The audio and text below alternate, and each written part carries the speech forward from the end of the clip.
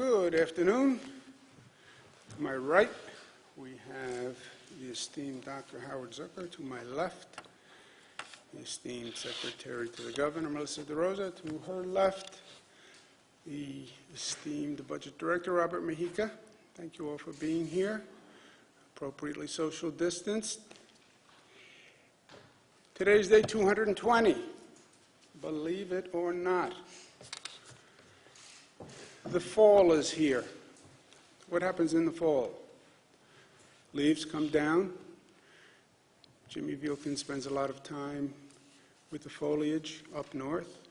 What else happens in the fall? The virus goes up.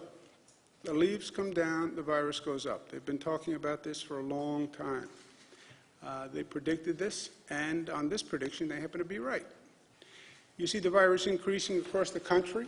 You see it increasing across the globe. You see countries that had it under control are now struggling again. In New York, statewide, we are doing very well on the numbers. We have what I call a COVID cluster problem. But a cluster problem is serious because a cluster problem can grow. The virus spreads in mass gatherings. We know this from our own experience, from what we've seen, and from what every expert tells us, right? The outbreaks, which is when the virus is spreading out of control, it starts with a mass gathering, and then it expands from there, especially indoors. We've seen it in colleges, state colleges, private colleges. You have that congregate mass gathering indoors or frequenting a bar in the case of colleges, and it takes off. We've seen it in factory settings around the country. We've seen it in produce plants, apple plants in New York. We've seen it in a single restaurant can be a mass gathering. We've seen it at July 4th parties. We've seen it at Labor Day parties. We've seen it in the Rose Garden. That was a mass gathering, outdoor, by the way, and we've seen it. You see that growing list of all the people who were infected from that mass gathering. We see it in places of worship. We've seen one church infect people. We've seen synagogues infect people. We've seen mosques infect people. We had the first hotspot cluster in the United States of America, New Rochelle, a super spreader who attended a temple service and then attended a wedding, and that was it. We were off to the races. So it's to be taken very seriously. A mass gathering causes infections. Infections cause a cluster causes community spread. That is the natural evolution of things unless we intervene and we stop the cycle. If you just let the cycle run, that is what's going to happen. We see clusters now across the state, colleges upstate. We have a cluster in Binghamton, Orange, Rockland, Queens, Brooklyn, Nassau. The cluster is just that. It's a cluster of cases, a high density of cases. And it seeps. It grows from that cluster almost in concentric circles. You drop a pebble into the pond. Pebble goes in, then there's one ring, two rings, three rings, and the rings continue across the pond. That's how the virus spreads. When you see the cluster, you have to stop it at that point. What's our strategy? Crush the cluster and stop the spread. And we're announcing a special initiative to do just that, the Cluster Action Initiative. Catchy name. Step one, you take the most dramatic action within the cluster itself, where you have the highest density of cases. Understanding that the people in that cluster interface with the surrounding communities, take additional action in the community surrounding the cluster, And then on a precautionary measure, take action in the communities that are outlying that area, right? So 3 steps. First, identify the cluster. You can identify the cluster because we do so much testing and we have so much data. We can tell you where there is a cluster by the actual number of cases. We have the addresses of people who are COVID positive. So we have mapping software where you can see exactly where the cluster is. That's the highest density of cases. That's where you have to take the most dramatic action. The surrounding area is where that cluster is going to seep. Why? Because that's where people interact in the grocery store. That's where they interact at the bus stop. That's where they interact in the local recreational areas. So cluster, the area around the cluster, and then as a precautionary measure, the area around that. That's how you attack a cluster. Most intense action on the cluster itself, and then precautionary action as you pull back. Clusters, all of these areas, you can look at them exactly by the cases. It's not by zip code, it's not by census tract, it's not by any political metric, it's only by the number of cases. So for example, Brooklyn, New York, we have one area, and this is an actual map of Brooklyn. The cluster is the red area. That is the area in, this is basically South Brooklyn, that has the highest number of cases by actual data. The surrounding area, orange, if that's really orange, it's more like a brownish, but that is the second ring, right? That's the warning area, because the people who are in that cluster, they're going to the same store, they're going to the same church, they're going to the same bus stop as people in that surrounding area, right? There are no walls here. The third area is the yellowish area around the perimeter from that line, straight line down. That we call a precautionary area, okay? Because they may very well also be coming in contact with the people in the cluster. Or the people in the middle of that cluster may have infected somebody in the orange zone who may be in contact with someone on the yellow zone, right? It goes red is the cluster, orange is surrounding the cluster, yellow is the periphery. So that's the actual South Brooklyn map. Queens, there are 2 areas that will be mapped just the way Brooklyn is mapped, but same concept. There's a central cluster, there's a surrounding area, and there's a precautionary area surrounding that. 2 smaller areas in Queens. The Brooklyn area is larger than either of the 2 Queens areas. Binghamton, we have a cluster. Binghamton, we're declaring a yellow zone, which is the precautionary zone, which is a less intense action plan than in a red zone. Why? Because there's just fewer number of cases in Binghamton. The density is less, the cluster is less, but it still requires precaution. Orange County, we have an intense cluster, and then what we call a precautionary zone around that cluster. Rockland County, same thing. We have an intense cluster, and then we're establishing a precautionary zone around that cluster. These are relatively small areas geographically. Maybe a cluster is 1 mile in diameter. Maybe with the orange warning area, it's a mile and a half, maybe with the precaution area, it's about 2 miles. So these are geographically circumscribed, relatively small, but that's why they're clusters. And the trick is to keep it small, right? Keep the infection from spreading.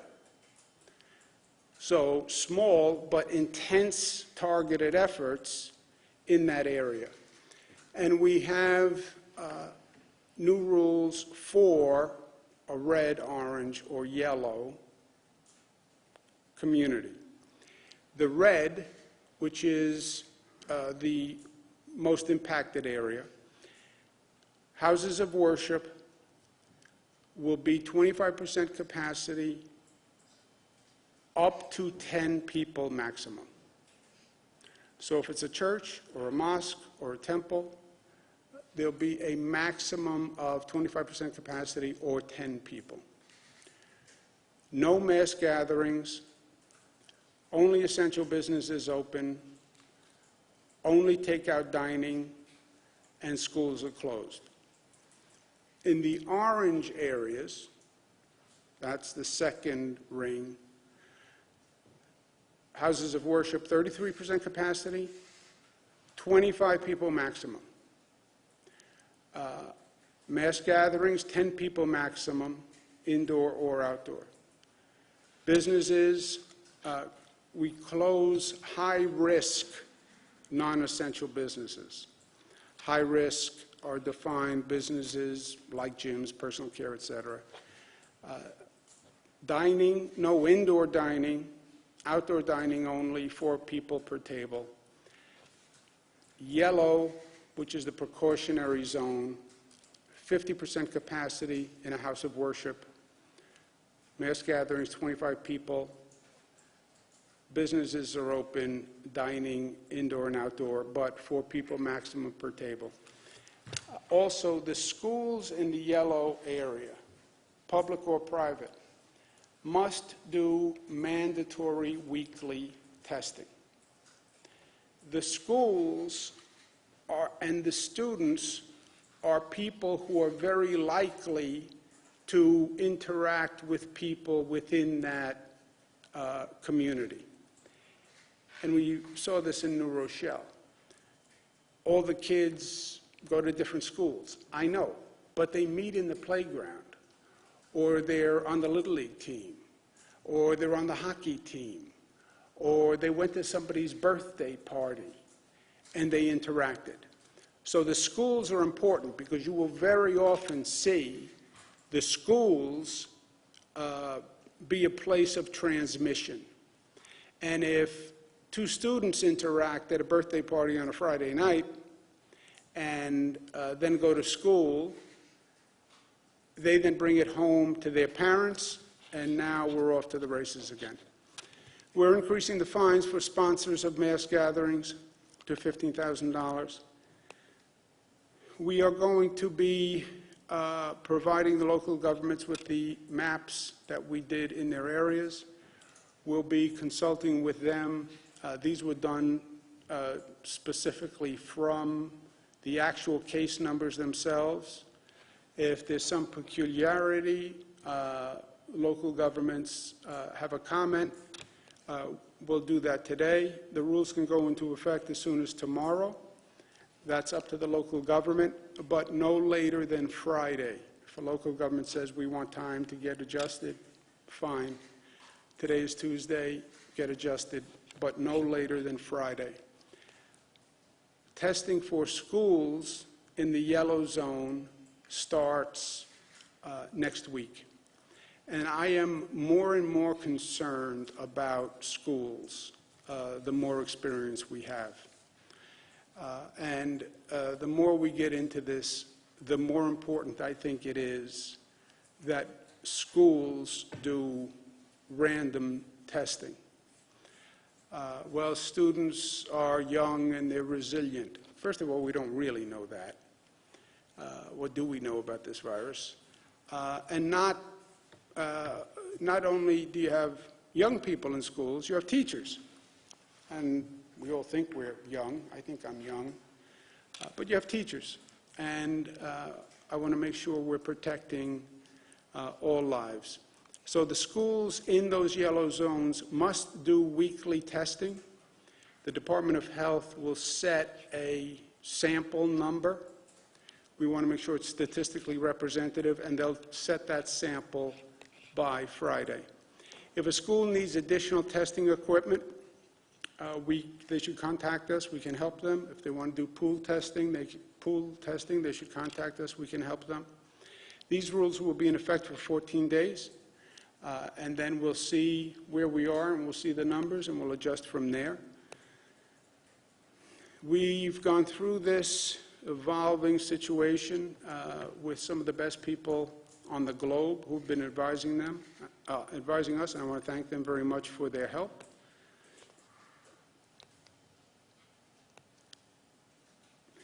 Local governments must enforce the law. I know I've said this several times, but we can sit here all day long and come up with laws and rules. They are only as good as their enforcement. And a lack of enforcement has contributed to this problem.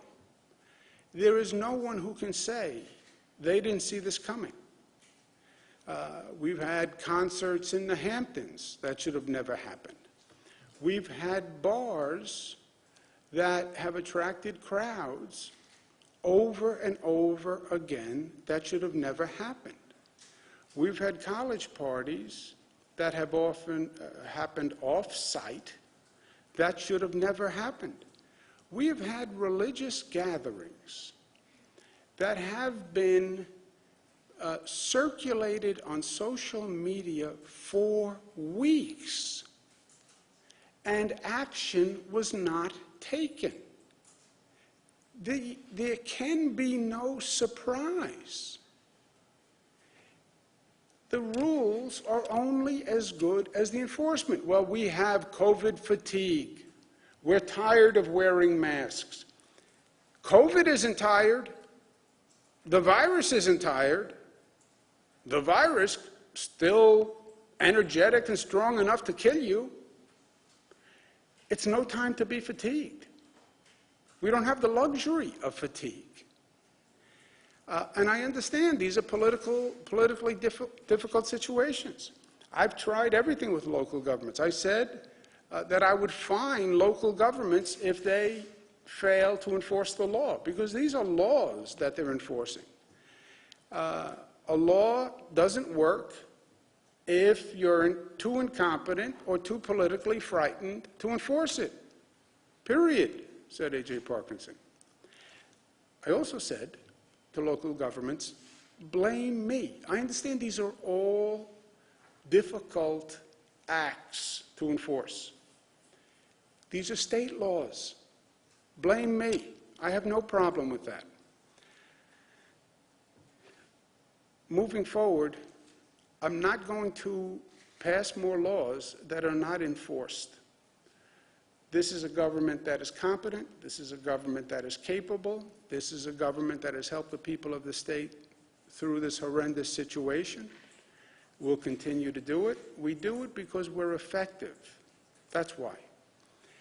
Local governments need to assign people to a state enforcement task force, because I want to make sure that that is happening. New York City must provide 400 personnel to the New York State Task Force. I want to thank our government partners in this cluster initiative. I've spoken to many of them myself today, but we have in Binghamton, Broome, Jason Garner has been very helpful, Stephen Newhouse in Orange, Ed Day in Rockland County. We spoke through some issues today. I want to thank him very much for his cooperation. New York City we've been working with, Laura Curran in Nassau we've been working with. Together we're going to get this done. It's not easy, but we know where the cases are and we know what we have to do. So government has to do its job, but individuals have to do their job also. And organizations have to do their job also. We're all citizens, And it's not government's job to catch you. It's the citizen's obligation to do the right thing, right?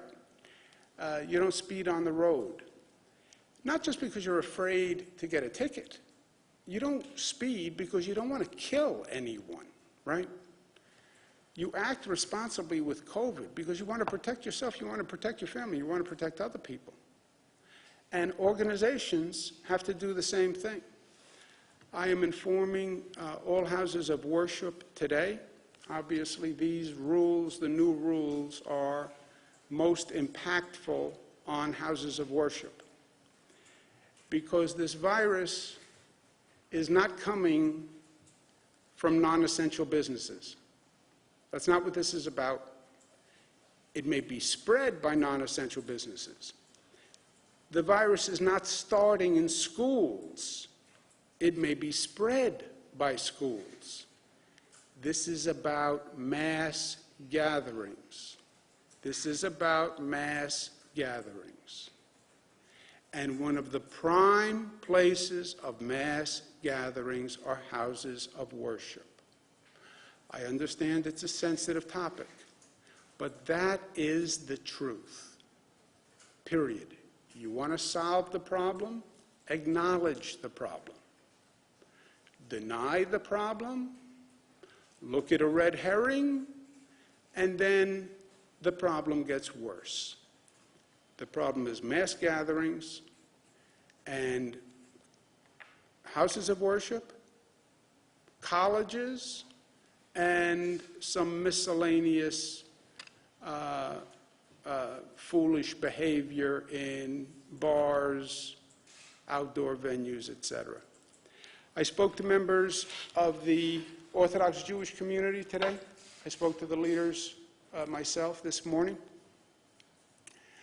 We had a very good conversation. These rules will apply to all houses of worship. Many of these communities have a large Orthodox population. I have been very close to the Orthodox community for many years. I understand the imposition this is going to place on them.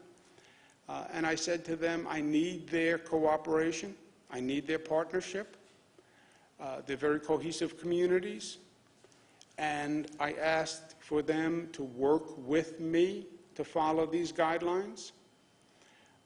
And that was positively received. I said to them that I'm doing this for a very simple reason, because I have such respect and love for the Orthodox community. I have been friends with them all my life, and my father before me, by the way. We go way back, and it's out of respect and it's out of love, and it's because I want to protect them. In Jewish teaching, one of the most precious principles is saving a life, to save a life. The Torah speaks about how certain religious obligations can be excused if you are going to save a life. This is about saving a life. That's what this is. No large gatherings in synagogues, to save a life. You look at where the infection rate is. You look at those clusters. People will die in those clusters. And this is about protecting people and saving lives. And I felt very good about my conversation with the Orthodox community. And I thank them for their help and their cooperation. Seasons change, circumstances change, and we change with it. That's what we do. This is not a New York State phenomenon. You look at what's happening even in our region of the country. New York is about 1.2, Pennsylvania is up at about 8%, New Jersey is about 2.4, Connecticut, which God bless Governor Ned Lamont, has always had a lower incident rate than we have. But there are still facts in life, okay? 1 and 1 equals 2. Night follows day. The world is round. These are facts, okay? There's another fact. If the rules are not complied with and enforcement is not done, then the infection rate will increase. If the infection rate increases, we will be forced to close down. We know that. We've been here. This is deja vu. So let's do what we have to do in these clusters. Let's save lives, and let's continue the economic advancement that we're making. Today's specific numbers, top 20 zip codes, we're doing two types of testing now. We're testing in the hot spots, and then we're doing the normal testing statewide. In the testing just in the hot spots, the infection rate is about 5.5. Statewide, the testing is about 1.2. If you roll the hot spots into the state numbers, which now oversamples the hot spots, you're at 1.4%. 9 New Yorkers passed away. They're in our thoughts and prayers. 705 hospitalized, ICU 158, intubation 72. We're going to do this. We've done it all along because we are New York tough, smart, united, disciplined, loving. Last point is I'd like to make a comment about the president, what he's been saying. We wished him well when we heard about his diagnosis with COVID, and we wished the First Lady well, and we sent them a great New York special care package. And I hope he's back to 100% as quickly as possible. I think the president has an opportunity that he is missing, and I think he has an opportunity to do a public service, and I think he's right now doing a public disservice. To say to the people of this country, look at me, don't worry about COVID, look how well I'm doing. First of all, this is a funny disease. We hope you're doing well, but the disease still hasn't run its course, and it's a little premature to say, I'm doing great, right? You're not really doing great until you test negative. And then, by the way, there are people who test negative and have consequences that continue for weeks and months and months. This is a frightening virus. But the president is not analogous to the average person in this country, right? The average person gets COVID. They don't get flown by helicopter to Walter Reed Hospital and have a team of 20 doctors, millions of dollars of medical talent attend to their needs, receive experimental drugs that haven't been available to the public and are administered just to the president under compassionate care, right? So there's no analogy there. From a public service point of view, 210,000 people died. More people die in this country than countries around the world that were doing much worse than we were. From a public service point of view, don't be afraid of COVID. No, be afraid of COVID. It can kill you. Don't be cavalier. This is just more denial. This is where it started. And you know, the president, God bless him, he tells you where he's going. We know that when COVID started, he knew how bad it was going to be, and he just lied about it. We know that he had the White House memo done by Peter Navarro that said millions of people could get infected, and he just lied about it. Woodward's book, he actually has him on tape saying, I know how bad it's going to be, but I don't want to tell the American people.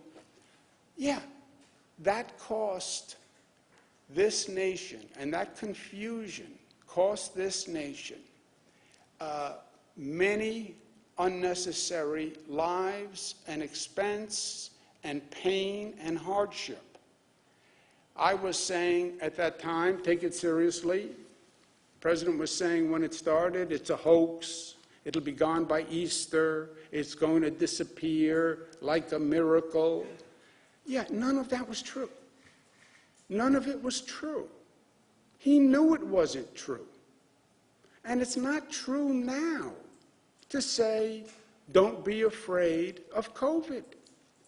Denial doesn't work. It never does in life. It never does. I don't have a drinking problem. I don't have a substance abuse problem. I don't have a gambling problem. Denial never works.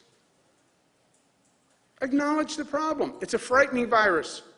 Be smart. Be careful. Don't hide under your bed. We're reopening. Go about your business. But do it smartly. And that's what the president should be saying.